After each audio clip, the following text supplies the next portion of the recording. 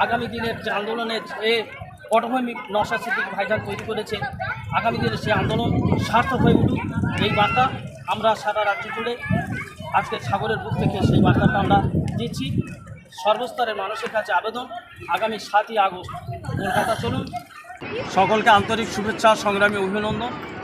আজ আমরা এসেছি বকখালিতে, একদম বঙ্গোপসাগরের কোলে। আমরা বঙ্গোপসাগরের বুকে চলে এসেছি। এখান থেকে আমরা বার্তা দিতে চাইব যে আমরা ইন্ডিয়ান সেকুলার ফ্রন্টের সৈনিক, ভাইজানের লড়াই আন্দোলনের সৈনিক। আমরা এখান থেকে বার্তা দিতে চাই যে সারা রাজ্য জুড়ে শাসক দলের যে সন্ত্রাস, প্রশাসনের সহযোগিতায় শাসকদের দল যে সন্ত্রাস সৃষ্টি করছে, আমাদের দলের কর্মী থেকে নেতৃত্ব থেকে তাদের উপর অকথ্য অত্যাচার এবং যে একটা সন্ত্রাসের রাজত্ব কায়েম করছে, সাধারণ মানুষ থেকে আজকে সমস্ত স্তরের মানুষ আজকে শাসক দলের অত্যাচারে আজকে বিপন্ন। শিক্ষক সমাজ থেকে আরম্ভ করে কৃষক, ক্ষেত মজুর থেকে আরম্ভ করে গরিব অসহায় মানুষ আজকে তাদের জীবন জীবিকায় বিপন্ন।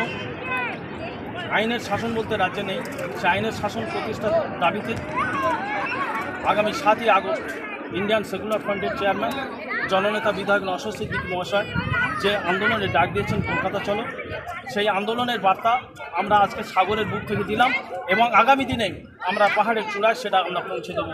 আমরা মন্দিরবাজার ব্লক থেকে এসেছি।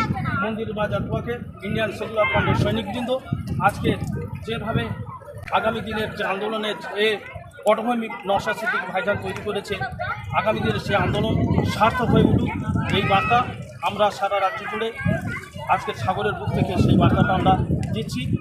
সর্বস্তরের মানুষের কাছে আবেদন, আগামী 7ই আগস্ট কলকাতা চলুন, রাজপথ কাঁপিয়ে তুলুন এবং যে আইনের শাসন, যে শাসনের দাবি কোনো প্রচেষ্টা যাতে হয় সেই দাবিতে সোচ্চার হয়ে তুলুন।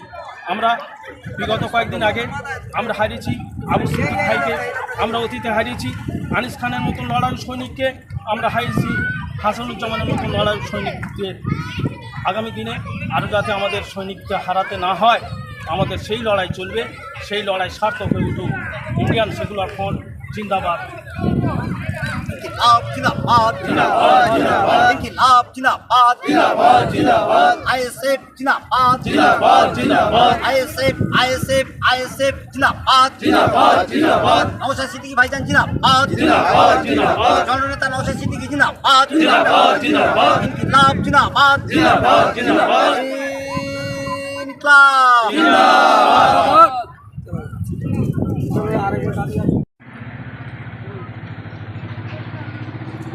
আমরা এসেছি মন্দিরবাজার ব্লক থেকে। আমরা আইএসএফের সৈনিক, আমরা ভাইজানের আন্দোলনের সৈনিক। আজকের ভাইজান যে সমাজ পরিবর্তনের ডাক দিয়েছে, সেই ডাকের সাড়া দিয়ে আমরা আইএসএফ সংগঠনটাকে শক্তিশালী করার জন্য আমরা সাগরে চলে এসেছি। সাগর থেকে আমরা বার্তা দেব যে সমাজ পরিবর্তনের সাথে চলে যাই ভাইজানের সাথে। আমরা জানি যে বিগত দিনে আমরা অনেক কর্মী, অনেক আমরা আইএসএফের সৈনিককে আমরা হারিয়েছি। কিসের জন্য হারিয়েছি? তারা চেয়েছিল যে ন্যায় সংগ্রাম করতে, ন্যায় সংগ্রামের জন্য আজকে তারা প্রশাসন থেকে আরম্ভ করে শাসক দলের কর্মীধারাতে আক্রান্ত হয়ে তারা নিজের জীবনকে উৎসর্গ করেছেন। তারই আজকের আইনের শাসন আজকের বিঘ্নিত হচ্ছে।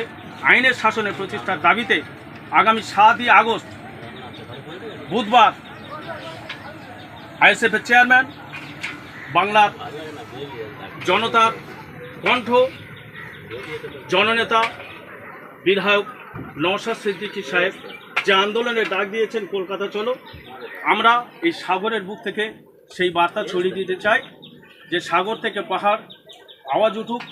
আগামী 7ই আগস্ট কলকাতা চলো।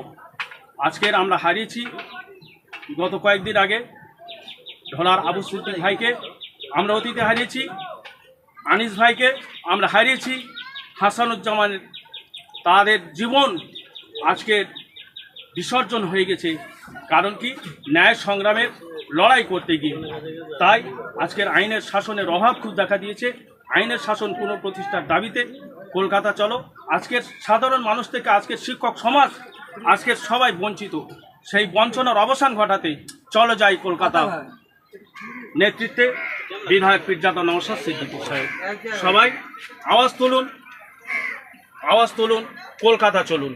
ইনকিলাব জিন্দাবাদ জিন্দাবাদ জিন্দাবাদ ইনকিলাব জিন্দাবাদ জিন্দাবাদ জিন্দাবাদ আইএসএফ জিন্দাবাদ জিন্দাবাদ জিন্দাবাদ আইএসএফ জিন্দাবাদ জিন্দাবাদ জিন্দাবাদ নওশাদ সিদ্দিকী ভাইজান জিন্দাবাদ জিন্দাবাদ জিন্দাবাদ নওশাদ সিদ্দিকী ভাইজান জিন্দাবাদ জিন্দাবাদ জিন্দাবাদ